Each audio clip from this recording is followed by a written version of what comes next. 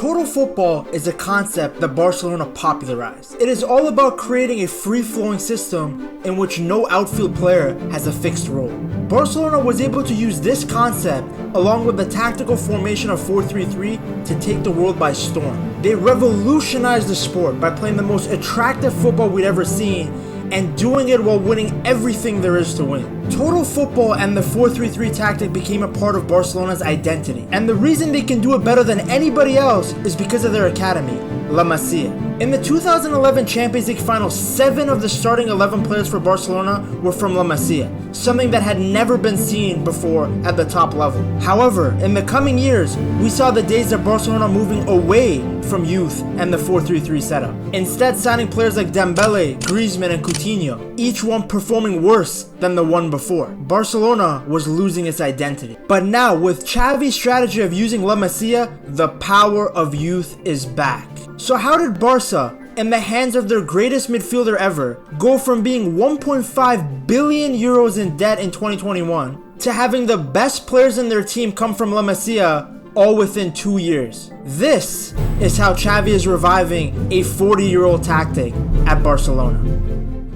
Barcelona's famous academy is probably the most well-known throughout the world. Although Barcelona is not shy about spending money, signing massive stars like R9, Ronaldinho, and Zlatan Ibrahimovic, their most successful periods came at a time where they were producing the greatest players in the world from their academy, La Masia. La Masia, literal translation being the farmhouse, has been a huge part of the Barca model since the 1970s. Known as the Harvard of football, La Masia was able to transform young talents into world-class players. Their philosophy of total football and tiki-taka is taught from the youngest player all the way up to the first team. La Masia encourages being good on the ball and taking care of possession for as long as possible, using creative player movement to break down defenses. La Masia doesn't teach just football skills. They also teach important things like being humble, being a good teammate, showing respect for the game, and being loyal to the Barcelona team. They think education is important as well, wanting their players not just to be good on the football pitch,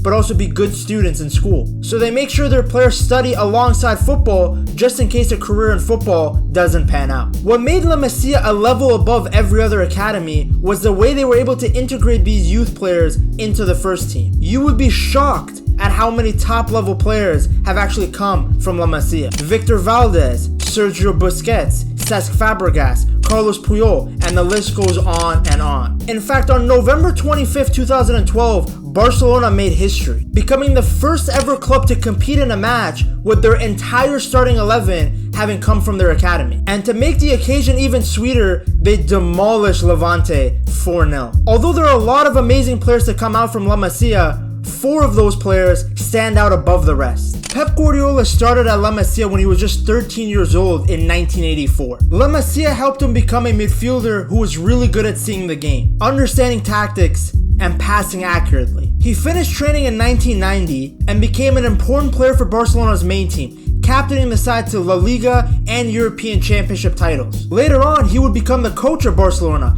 helping him achieve massive success from the period of 2008 to 2012, employing the exact same philosophies he learned as a player at La Masia. Similar to Pep, Xavi and Iniesta were massively important to Barcelona, being the face of Barcelona's golden era from 1998 to 2015. Xavi and Iniesta both joined La Masia when they were young. They learned a lot at La Masia, with Xavi becoming an incredible passer and understanding the tactics of the game, and Iniesta becoming excellent at controlling the ball and making decisions in the final third. These two players showed just how much La Masia has influenced Barcelona's way of playing, and how they can turn players into stars that play the way the club wants them to. The iconic duo was able to dominate the midfield for the next decade, forming the greatest midfield trio of all time with Sergio Busquets, another graduate of La Masia. But the biggest star to ever come out of La Masia is Lionel Messi. You know, the guy who's probably the greatest footballer ever, especially after he led his country to a World Cup win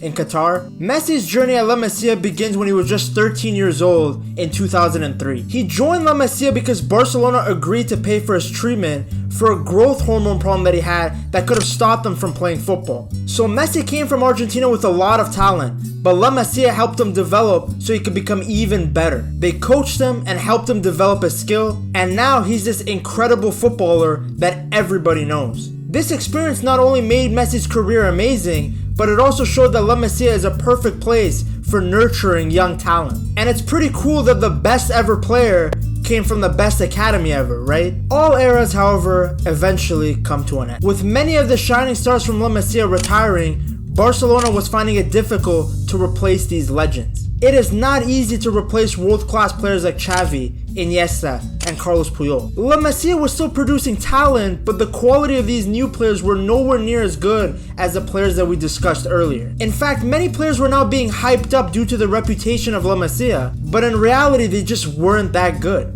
Prime example of this would be Bojan Krkic. Bojan's goal scoring record at La Masia is actually incredible. In one season, he even scored 200 goals. Many were already even calling him the next Messi. But here's the thing, during his time at La Masia, Bojan didn't actually face any tough competition. He was the star player, but when he got moved up to the first team, he struggled against bigger and more physical defenders. His confidence went down and he just couldn't bounce back. He went out on loan to teams like Roma and AC Milan, but it just never panned out. And because he couldn't find himself a place in the first team, he was loaned out from team to team, never establishing himself as a star. He wasn't the only one. There were other players who were hyped up at La Masia, but they just never fulfilled their potential. Players like Giovanni Dos Santos, Marc Muniesa, Cuenca, and Teo. Barcelona was finding it impossible to replace their golden generation through La Masia. With their youth development falling behind, Barcelona looked towards spending to strengthen the team. It really cannot be stressed enough just how awful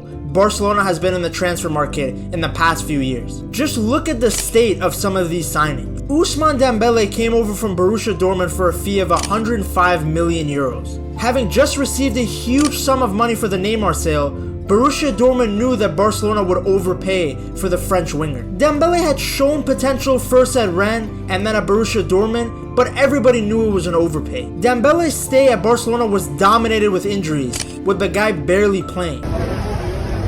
Vamos Dembele! The most memorable moment of his career will probably be the Champions League final miss against Liverpool in 2019. You would think that Barcelona had learned their lesson from the Dembele transfer, but they made the exact same mistake when buying Philippe Coutinho. Barcelona bought Coutinho for a record fee of 160 million euros, thinking the Brazilian was the answer to their problem. He was injured a lot, which made it very difficult for him to develop momentum. As well, he couldn't really operate in the spaces that he liked the most because Lionel Messi operated in those same positions. What made the transfer that much more disappointing is that Coutinho ended up scoring against Barcelona in the Champions League, sending them home when he was on loan at Bayern Munich. Barcelona basically paid money to get themselves eliminated from the Champions League. Despite two big money transfer moves failing, Barcelona continued to throw money at their problems instead of going back and developing their youth. Antoine Griezmann's 120 million euros move from Atletico Madrid to Barcelona was always doomed to fail. Unlike Dembele and Coutinho, Griezmann actually performed decently for Barcelona, but the performances were never good enough to justify the huge fee. If you're a skillful,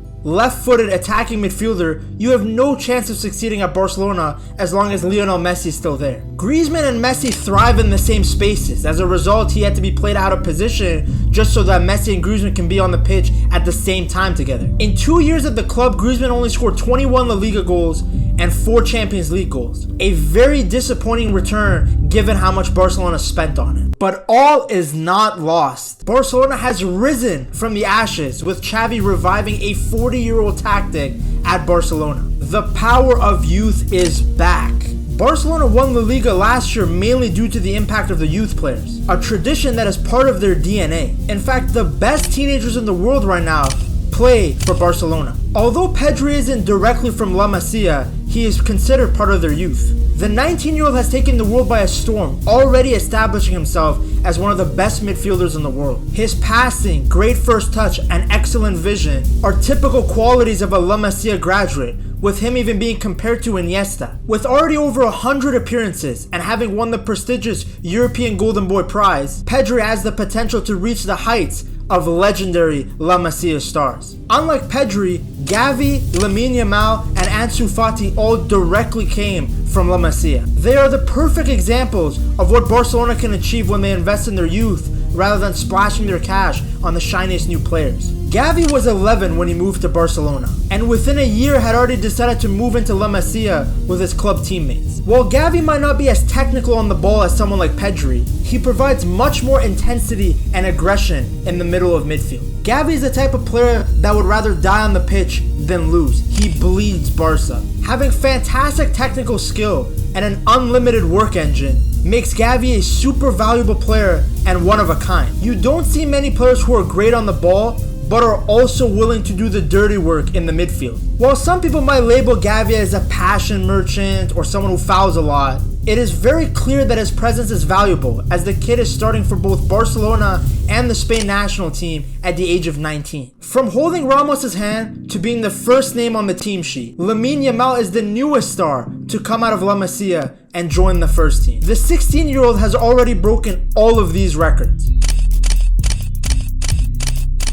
With Ousmane Dembele now gone, this gave Yamal an opportunity to showcase his talent. He is a quick, skillful winger who likes to cut into his left foot.